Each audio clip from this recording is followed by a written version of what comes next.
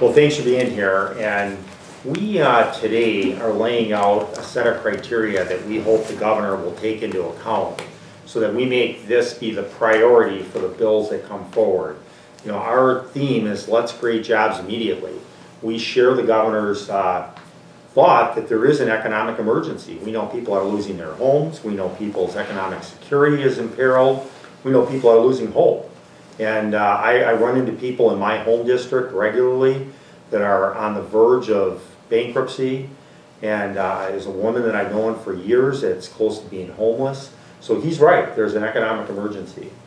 And you know, what we're asking is let's try to put a focus and let's make a priority for this special session. Not you know, obviously we're going to be passing bills, I hope, during the whole 2-year cycle. You know, last year that's what we did. I mean, every morning I woke up, my first thought was what can we do to create jobs, what can we do to get the economy revved up. As you know, we passed over 50 different economic development initiatives last session. Hopefully we'll do something similar to this session. But it's not the volume, it's not the volume of bills we pass, it's really the poignancy of the bills that we pass. How immediate can they actually help businesses to be willing to take that chance, which it is a chance when you put new people on the payroll. So let's ensure that we do that. Let's look for things that have demonstrated effectiveness, either here in Wisconsin or Minnesota, Missouri, any states that have programs that have worked particularly well. We should be looking at those. I served on the Competitiveness Council, and I know we looked at the whole bonding initiative that had some success in Ohio and Kansas, and you know, we're open-minded. We want to work with the governor. We want to look far and wide and try and bring forward bills that really make a difference. The third criteria is let's do performance-based tax cuts. We're for tax cuts. Make no mistake about it. We passed the supplier side tax cut last time. We passed a refundable jobs tax cut last time. We passed a range of different bills. But let's tie it to creating jobs, to helping rev up our economy, to help large prime contractors use Wisconsin Tier 2 and Tier 3 subcontractors. And so that's the criteria we think should at least be brought into bear, and that should, that the bills that come forward, let's make this a priority, because after all, the goal is a special session to get things moving.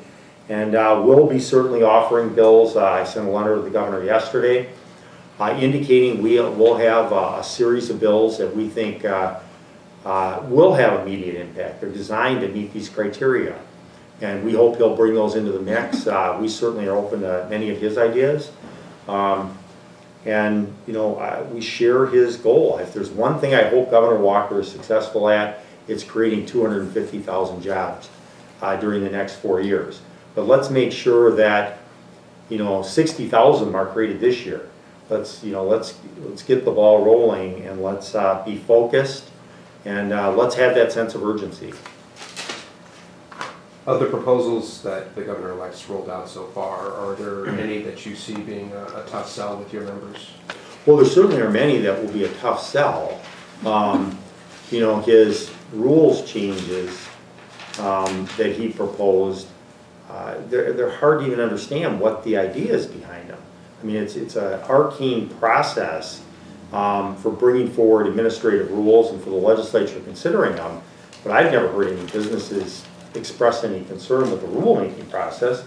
And to be frank, I thought the Milwaukee Journal had an excellent editorial a couple days ago, and based on, you know, Representative Hebel's assessment, it's his people that he's appointing today that will be developing these rules. So why would they have to go to the governor's office for special consideration? In fact, really, that can hold up the whole process, because you know, the legislature needs a review period. So I mean, something like that, I just don't see where it's going to get much traction. I'd be surprised if the Republicans supported that. But the issue today that I'm trying to emphasize is not, you know, what do we support or not support, but let's make sure that we put a priority on bills that actually have some hope of putting people back to work in February and March and April, not in, you know, next November and December. People really do need jobs now, and we know that private businesses are sitting on a record amount of cash right now, and they're not moving forward with creating jobs. And so we need to help prod them. We need to make it easier for them to create jobs. We know that if we give them the right incentives, I believe that they will create jobs. Are any of these suggestions listed that Democrats might support, have they been proven to work? Any indication? I think so. I'm glad you asked that question. I mean, we know that things like the enterprise zones have worked effectively. They worked effectively in my home area in Kenosha County. Uline is creating hundreds of jobs as a result of the enterprise zone. We had a press conference when Brian Bedford, the CEO of Republic Airlines, they had a tough choice between whether to go to Indianapolis, go to Denver, or come to Milwaukee. And they came to Milwaukee because of the enterprise zone and the refundable jobs tax credit. He said that in a press conference. We know that for Mercury Marine, we know for Oshkosh Truck, who has expanded rapidly in Wisconsin, that these incentives have made a difference for them. We know, in fact, I was asking the Department of Commerce just yesterday about a project that I'm hopeful, or I would like to see move forward in Kenosha County. Another project, I was asking where it was at, and we learned they had sent a letter to the transition team. There's 150 active projects where companies are considering either expanding their plants, adding new employees, maybe moving to Wisconsin, it's a case in Kenosha County, and they need immediate attention. I mean, one concern I have with the late appointment process for Commerce specifically, not across the board, but in Commerce specifically is noon on Monday, the old team leaves. And there needs to be a transition. Somebody has to be able to follow up on these.